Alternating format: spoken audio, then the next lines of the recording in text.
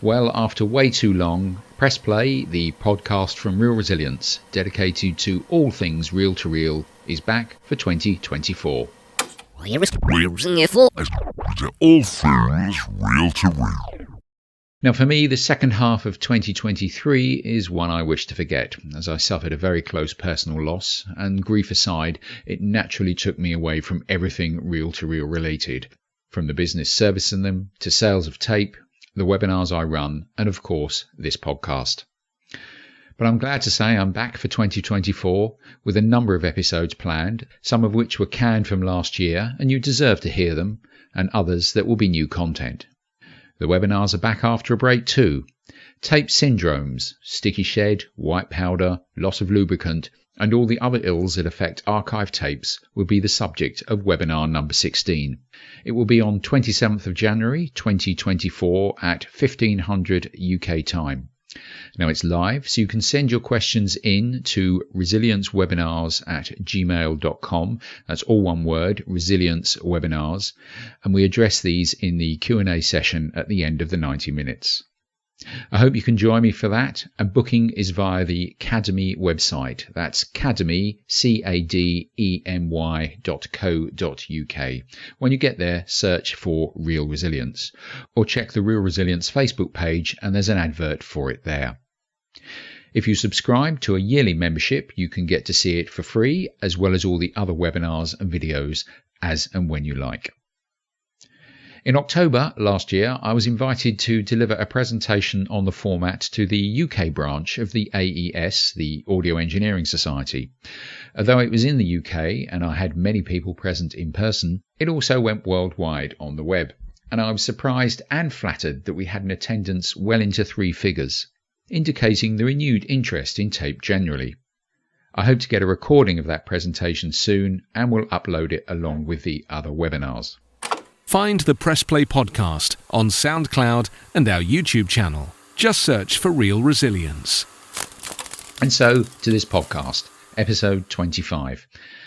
The subject is something I've been meaning to do for a long time, a bit more about me and my experience, so you get an idea of the person behind all of this. I did an outline of my background in episode 1, but there's nothing like being interviewed and answering those sometimes tricky questions that get you searching the depths of your memory to answer them. In late December last year, I was asked to appear on Darren Harte's radio show on Harborough FM, a local radio station not too far away from me, to talk about the resurgence of tape. Darren is a client of Real Resilience. I have serviced his cassette deck and reel-to-reel machine in the past, and he uses these to digitise a collection of tapes he has. In the interview, Darren also mentions the audio archive at the University of Leicester, who are also one of my clients. Darren opened the interview by asking when reel-to-reel all started for me. When did you start your business fixing tape machines? Because you'd worked for the BBC previously, hadn't you? I did, and I worked for the BBC for 10 years. From 18th of January 1988 is when I joined it. I remember that. It's burnt into my brain. Did that for 10 years, then went out and worked in the industry, sort of freelancing, worked for the likes of ITV and people like that, and abroad. And I did nothing actually with tape from about 2000, really. Nothing at all. It had died out because the last tape machine was built in, I think it was about 1992, 1993, a Japanese model called an Atari. And BBC, I'd left it by then, but I think they stopped using tape machines around 2000. The rest of the industry had stopped way before that, the recording industry. I did nothing with it until about 2008, I think, and then sort of people, a little bit about this and getting me to fix the old machine. And it kind of bumbled on from there until about 2015 when it started to pick up. Then slowly picking up again and again, and then when lockdown happened, it went crazy, because I think probably people were clearing the lofts out and discovering tapes that grandma was, family sort of jokes from, recorded sort of at Christmas times in the 1960s and 70s, and also those tape machines. So it's just gone crazy for the last 4 or 5 years, really. And it is a thing like thousands of miles of tape sitting on archive shelves that if they're not digitised now, they probably won't be playable in 10, 15 years' time. Match that up with a finite amount of machines that are working. It's quite a bit of a juggling act at the minute, isn't it? Yeah, I mean, you're right. There must be hundreds of thousands of hours. I mean, you always get these headline stories like, you found a David Bowie old album or a Beatles recording in the cavern from whenever.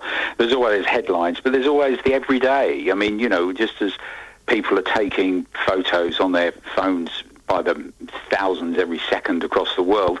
I mean, people were using tape machines in the 1960s and 1970s because they didn't have cine cameras. They couldn't afford them, so they were buying tape machines and they were making recordings, whether that was of a drama group or a music group or just, family muckabouts at Christmas and just having a good laugh. And, the machines gradually dropped out and were all gone by 1992 because the cassette deck replaced them in the late 70s and into the 1980s. There's a finite amount of machines, but there are actually new machines being made today. I mean, there's 4 manufacturers producing new tape machines. One thing you have to realise is second per second, it's the most expensive audio format ever created. I mean, you get a tape machine, but you want to put a reel of tape on it, a brand new reel of tape, and they're still making tape today. There's 2 manufacturers in the world, one in France and one in America. But a reel of tape is going to set you back £80. That will run, depending on the recording time, from anything from 30 minutes through to 2 hours. It depends on what speed you run the machine at. The fastest you run the tape, the better the quality, but of course it uses more tape up. And there's a lot of companies or little guys in sheds making new parts as well for older machines that are around in the 70s and 80s. So it's not dead, but it's no means, don't think it's as big as even like CD or MP3 players, or even vinyl. It's not even as big as that, but it's growing all the time. Yeah. And with the new machines, some of them are playback only, aren't they?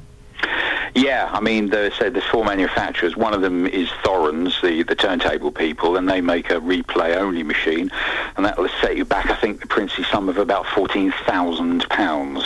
And some of the more regular record replay machines is a German machine with the crazy name of the ball finger, and I'm not taking the mick there. That's a chap called Roland Schneider, who's a German designer, and he created a light, which was a very thin rod with like a tennis ball kind of size light on the end of it, and it got called the ball finger. He made his money through that, and he loved tape machines, so he put those design ethos into creating a tape machine, and he has created 2 now, and I think they're about £23,500 those machines retail at, and he sells them.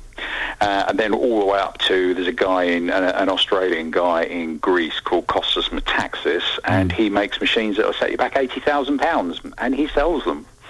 He really aim at the high-end audiophile brigade who will spend hundreds of £1,000s on a system. All of these machines, incidentally, are all aimed at the consumer market. Nobody is making professional machines as that we use, like the classic kind of thing to record the Beatles in Abbey Road or Pink Floyd or in any of those big studio machines. Nobody is making those, although older machines have gone back into the studios. I mean, there was a recent release of Roger Waters', I think it's The Wall he did. I supplied all the tape for it. So when they remastered, Roger Waters remastered that recording, that was last year, I supplied all the tape for it because I bring the tape into this country and sell the tapes as well. The French company RTM, I have their dealership in the UK, and I was rung up by the studio, said we need these tapes, wouldn't tell me what it was for, and then they told me later on, that's the project we were working on. So they're using older machines in the studio, but they're also recording on tape again.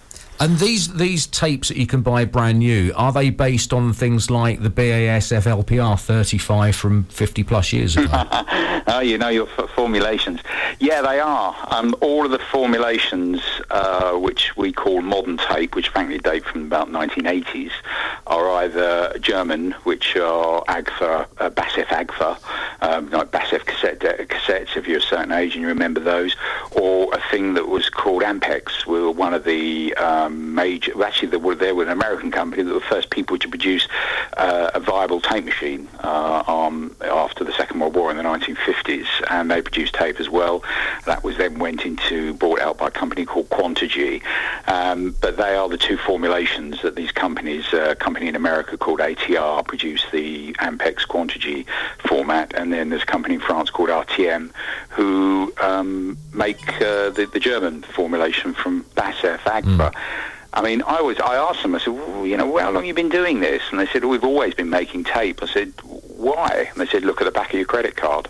That's what you've got on the back of your credit card. It's a magnetic, all those swipe cards in hotels and all that kind of thing. That's magnetic tape. And all the tape heads that they read those things, all those swipe card readers, they are magnetic heads. So companies that make those heads for tape machines have always made them for all those swipe card readers. You don't think of that, do you? You don't. I know. It didn't occur to me. But I thought, how have you survived for, the 1990s, 2000s? No one bought tape machines. No one used tape. Yes, they did.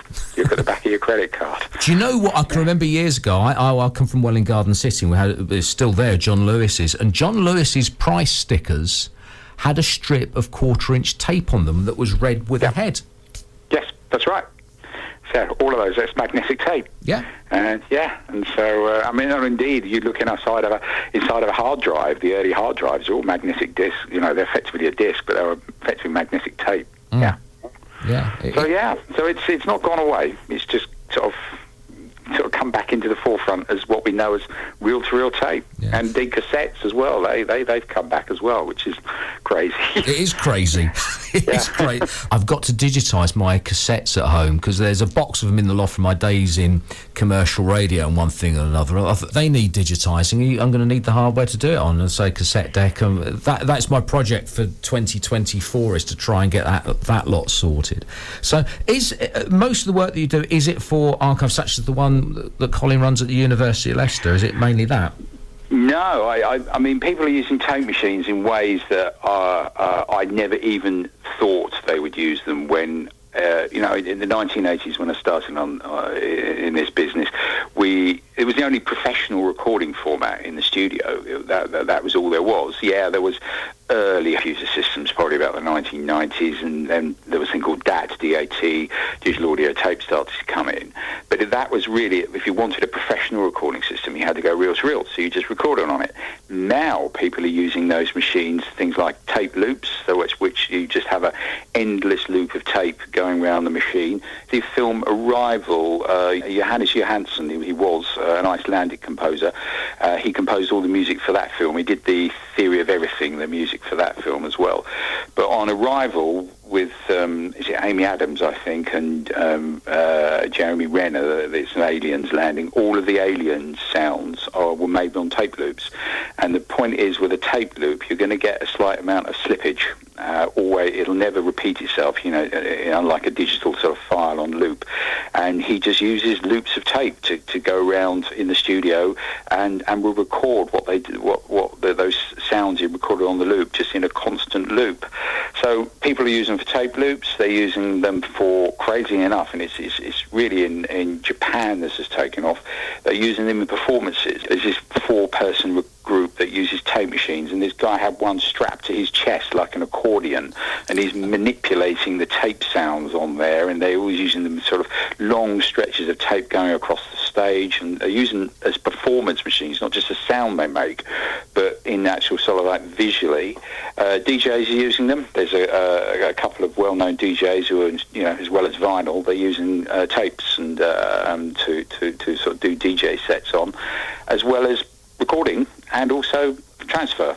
Transfer is a big market, but we're also, Lady Gaga produced an album recently on tape, and there's other people who want to record just perhaps certain parts of the song on tape, usually the drums and the bass. I think Bruno Mars did a song, I can't remember it now, but he did a song where it was all the bass end and the drums were all recorded on tape. So they're using them in the recording studio for various aspects, or sometimes the whole lot. And as you said, can you buy those tapes? There's quite a market in the audiophile brigade who they'll record, and it's usually jazz or orchestral, but they'll have a complete studio performance as you normally would, as well as recording it to digital means. They'll record it sometimes direct to vinyl and also onto tape, and then they'll do dupes of those tapes and sell them for around £400 a tape they go for, and they sell quite well. Wow. How many records could you buy for that? That's Exactly. expensive. That's what I was saying, though. Second for second, it's the most expensive recording format. I mean, you get people who want to get into this as a hobby, so you do realise what you're getting involved in. It ain't cheap. Wow, 400 quid for an album. There's me moaning about an LP at 25 quid now. Yeah. I mean, they are superb quality, and people, the audiophiles love their vinyl, and they'll about, the sort of the amps and the turntables and that. But I have a client who has a complete set of Beatles pressing masters from EMI. Now, the pressing masters were used to drive the lathe, so they'd get the master tape, they might then mix it down so you've got the recorded finished product, and then from that they would duplicate pressing master tapes, and these would go off to the pressing plants around the world, because it's easier to ship a pressing master out to, say, Japan or South America than it is to ship the records out. And in any case, like EMI's pressing plant in Hayes could never have kept up with the demand for the Beatles records. So these pressing masters are made, they were shipped off to the various pressing plants, and they would be used to drive the lathes to make the mask stamper, and then they would make the records locally. And he has a complete collection, mainly from South America. So it's all like Spanish, Sgt. Pepper's, all in Spanish, all on the back of the box. And he has a collection of these, and effectively they are probably second or third generation from the original master tapes that the Beatles had. And I've listened to some of them, and you think, oh, this sounds good on vinyl. These things absolutely sound fantastic. And he collects them. So he's got ones from Pink Floyd, Kate Bush. He's even got Frankie Goes to Hollywood as well. Just collects all these things, and they're just to look at them, they look as though they've been kicked around the park. The boxes are bent and battered, or there's like sellotape on them, all sort of peeling off, but the tape inside has all got the bands, because it's the silence between each track. That will be the silent bands in them, and he plays them on a lovely system, and you think, this is you're almost in the studio again. I've heard a master tape compared with a disc at Gearbox Records, based at the Tyre Yard down in the King's Cross, and they played the master tape of their new release and then played it, the vinyl thing, on an EMT turntable, the EMT moving coil cartridge. And it was like night and day. I mean, the EMT deck, I've got one, and they are good, but the master tape was just blew it out the water. Well, I mean, not getting too technical, but a record has got what's called, in dBs, 26 dBs of separation between the left and right channels, the signal to noise of about 40 dBs, 45 dBs. A tape machine can achieve about 60 to 70 dB signal to noise ratio, which is not quite CDs, which are into sort of 90 or so, or digital files, but it's still very, very good.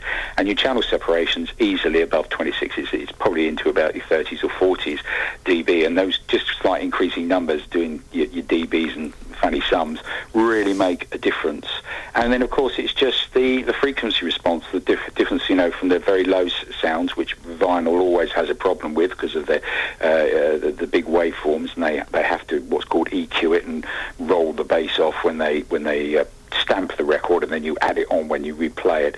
Tape has to do some of these technical things, but it's ones. Remember, as I said, talking about these pressing masters and the Beatles, these tapes were used to make the records, not the other way around. Yeah. And so you've therefore always got a quality degradation in an analog world that you're making to these different formats. And so you made the thing on tape in the studio. The Beatles recorded their sort of 4-track tape for Sgt. Pepper's, and you're making a duplication of that effectively. Slightly loss of quality, a bit more sort of hiss because of the tape-to-tape duplication, but it is not when you think about it, large loss of quality as you do when you go to vinyl, no matter how good a vinyl record is. Yeah.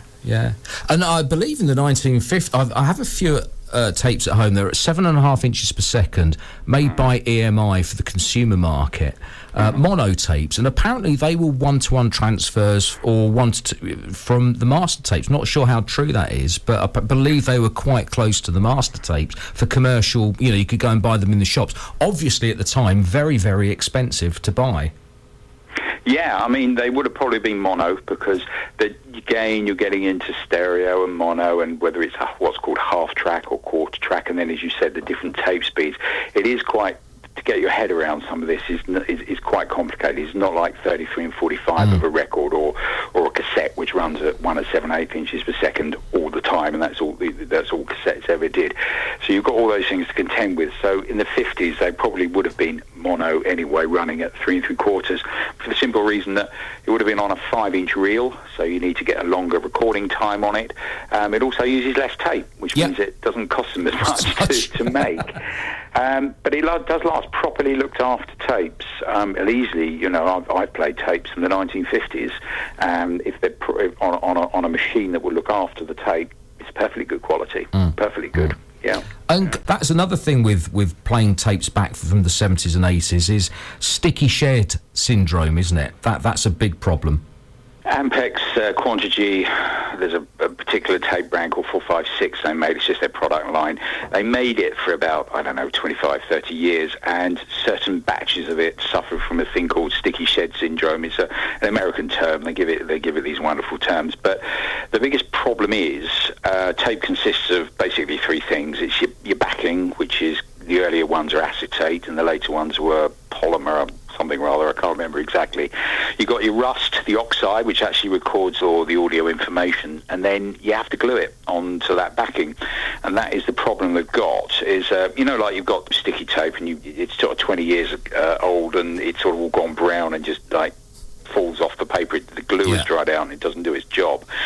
Well, the problem they've got, and they've only just discovered this, because you're going to remember when they created this stuff in the 1970s, they didn't have a problem. They used it and it was fine. And then they never thought they'd be playing these things in 40 years' time.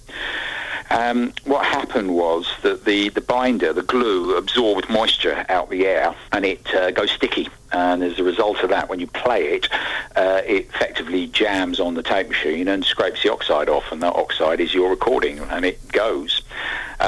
So you have to do a thing called bake them, which is nothing to do with sort of muffins in the oven or whatever. You need to drive the moisture out of the binder to basically make it less sticky. It is not a permanent fix. It will make it properly stored afterwards. You've got about 6 months of life out of it, and then it starts going sticky again. But basically, you're driving this moisture off and you play it. But you need to check what type of tape it is, because conversely, Japanese tapes, and especially TDK, the well-known cassette manufacturer, they made reel-to-reel tapes in the 1980s. They suffer from a thing called WPS, which is white powder syndrome, which is the opposite to sticky shed, in that the glue dries out. So if you bake the tape, you're actually making things worse, because it's not absorbing moisture. The moisture's going out of the tape. It's all to do with the chemical process. And there's no cure for that. And the only way to do that is to basically put it on the machine, hopefully it plays, and then bin the tape afterwards, because it will basically, the oxide, the information is dropping off. It is also quite corrosive, the binder they use, so you need to scrape it off afterwards, because it will corrode your machine after that. But yeah, there's all these kind of syndromes people call, loss of binder, and all these kind of terminologies they use, but it's affecting tape. Yeah. It affects tape that was never expected to be used, as I said, in 40, 50 years after it was first recorded. The most German tapes don't suffer from it, your Agfas and your Bassfs, but some people say there's the odd brand does, but general consensus is they're fine. And a lot of British tapes are okay as well. The EMI tapes and the Regal zonals are very good for that. They've lasted very well. But it's your Ampex tapes that are particularly prone to sticky shed. And a machine can grind to a halt within 10 minutes of putting a tape on it. That squealing noise. Squealing noise, that's caused by effectively like the tape being so taut, it vibrates like a violin string, and that's what the squealing is. Yeah. I've never ever had any problems with EMI tapes, putting them on machines. They've always played well. This is a bit round Iraqi, but I don't care. Maxell UD, that I've never had any problems with that. Mainly very good tape. Although I said the Maxell's Japanese brand didn't suffer. Much sought after tape, no longer made anymore. But all the UDs, XLs, XL2s, any Maxell tape is very good. Do you know what? I can remember that a UD 90 reel of tape was about £8 in 1990. £11.90. If only you could buy it for that now. Yeah, you're paying about £45-50 for a decent reel of tape on various auction sites for it now, if it's in good nick. Yeah. The thing is, collecting these machines together is getting to these machines. A lot of stuff's been chucked away over the years, isn't it? Yes. I mean, when you think about it, it's from, say, the early 90s onwards, when tape died out in favour of digital formats, no one wanted these machines. I mean, I had a couple of beautiful machines, very common machines called Revox B77s. Revox was a Swiss brand. A lot of machines, a lot of the European machines were very, very good, and they either came out of Germany or Switzerland. A couple of Revox B77s, which nowadays are fetching about £1,000 each if they're in good condition. I sold both of them for £150 in 2001 because no one wanted them, and I didn't either. Just, and I really kicked myself as to why they both went. But yeah, there's good machines around to get. I said that the Revox brand is very good, but you must consider, you see, the youngest of these machines, if they're original machines, are now heading towards 35 years old. And the majority of the machines people are using were built, 1980. Well, there's a good lot of Japanese machines, TIACs especially, from about the early 70s. Usually tell they're the early 70s because they've got wood on the side. Sort of some of it's fake, some of it's real wood. But TIACs very good. And then into the 80s, you said you got your Akai's and also your Studas and Revoxes. Very popular machines. The TIAC X2000 is very popular with consumers. That's the machine that appeared in Pulp Fiction. Have you ever seen the film Pulp Fiction? When there's, I think it's the drug overdose scene, if I remember. But anyway, she puts a reel of tape on in the lounge. It's a TIAC X2000R machine, and that, just on the basis of it appearing in that film, is much sought after by people. And there's another one. There was a film or series on Netflix called Mindhunter, and the opening of that has a Sony TC510 is used, and again they have just gone up in price purely based on their TV appearances. It's good range of machines to choose from, but you just got to watch what you buy. Yeah. Do you play tapes at home? Do you have a machine at home? I rotate my machines around at the moment. Up in my listening area, I've got a Studer A807 and a Pioneer RT909 at the moment, and I rotate them around because you have to. I know a colleague who has a collection of 450 tape machines. You've got to realise these are electromechanical devices, and much like a vintage car, it's a combination of using them and not using them. So you don't wear them out, but at the same time they need use. And he said the time he plays one machine perhaps every day, he gets around to finally playing the next one, say a year or playing it again a year later, he's probably got something wrong with it because it's just sat there for a year unused. I mean, it's an absolutely crazy collection he's got. But but yes, I do play them at home, but I will be straight with you. Sometimes I just go on and stick on Spotify or whatever streaming, it's just convenience. But sometimes, just like people want an event of putting a vinyl record on, you do it with a tape. Lace the machine up, and a tape machine is just a box. It's just a box on its own, but you stick those reels on and press play on it and they go round, something magical happens. Yeah, that is so true. As a kid, I still have it, a Grundig TK14. Oh yeah. And I used to put the tape, I got 2 reels of tape which I still have, and I used to put the reels on and I used to watch them go around. And even now, when I've got a TIAC, well, it's a realistic TR3000. It's a TIAC X3 in a different box in the living room. When I play that, I just look and watch the reels go round. I'm that little kid again, watching the tape go round. Well, I mean, if you appeal to your base instincts, those 2 big reels, if you notice, next time you watch Mickey Mouse cartoon, his ears, regardless of the way his head turns, his ears are always forward-facing, like 2 reels of tape. Yeah. And also, Who Framed Roger Rabbit with Jessica Rabbit, his wife, Mae West kind of thing. That, you know where I'm coming from? Yeah. Those 2 round reels in front. And whether it appeals to, I don't know whether it appeals to the ladies, but it appeals to men's basic instincts as to what there's something about these 2 large reels going round and round in front of you. But it's true. I mean, Walt Disney, that's why he always had those 2 Mickey Mouse's ears. Next time you see it, we're always forward-facing like a tape machine. I'm not saying you copied a tape machine, but it's those 2 round things going round. Do you know, and I think the thing is, we're all men here at the minute of a similar sort of age. We don't grow up, do we? Let's face it, with all this audio equipment and bits. We're still playing with toys, aren't we? I think.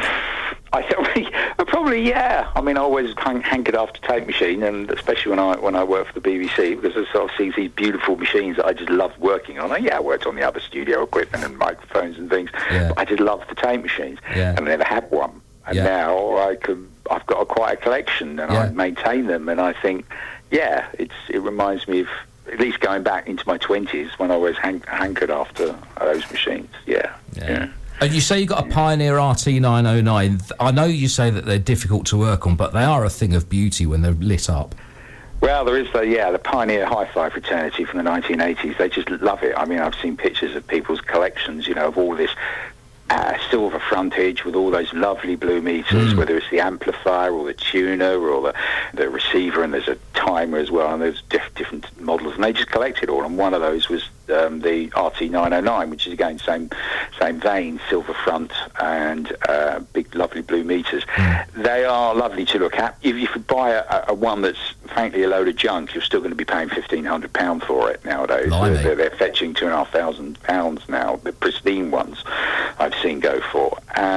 But they are horrifically complicated to work on. For some reason, Pioneer set out to make a complicated machine more complicated for the consumer market, and they are very time-consuming to work on. And my one, I've got two actually. Well, actually, I've got 1 3/4 because the 3/4 one keeps the other one working, because the parts on them are unobtainable now, and it'll work and then it won't work. So you end up swearing at it. But it has to be used. But then if you overuse it, it'll stop again. Yeah. And my dad had Pioneer Hi-Fi gear from the early 80s. That all had blue meters on it, the ESA 508 amp and stuff like that. So I still have the cassette deck. It's not in 100% proper working order, but it still works. So they are things of beauty. And if people want to find out more about yourself and your company, how can they do that? The website's probably the easiest thing, and then all the contact details come off the back of that. It's realresilient.co.uk, and that's REELRESILIENCE.co.uk. Real Resilience, real as in the tape reel. And I'm in the Derby area, so pretty central to the country. And I have clients up in Manchester and Scarborough and down in London, and of course in Leicester as well. I learnt my editing trade, as it were, on a B77 at KCBC. So I have big affection for those machines. And you've still got all your fingers because of the razor blade. Just about, I think. I did. Well, it was not that. It's the reels. If you're whizzing them round really fast, catching your fingers on them. I've done that a few times. I split one of my fingers all the way down to the bone when I stupidly thought, I'll just stop that reel. We'll just slow that down. It'll be fine. I won't do that again. Well, thank you very much, Iain. It's been a pleasure as usual chatting to you. Hopefully speak to you again soon. Press play.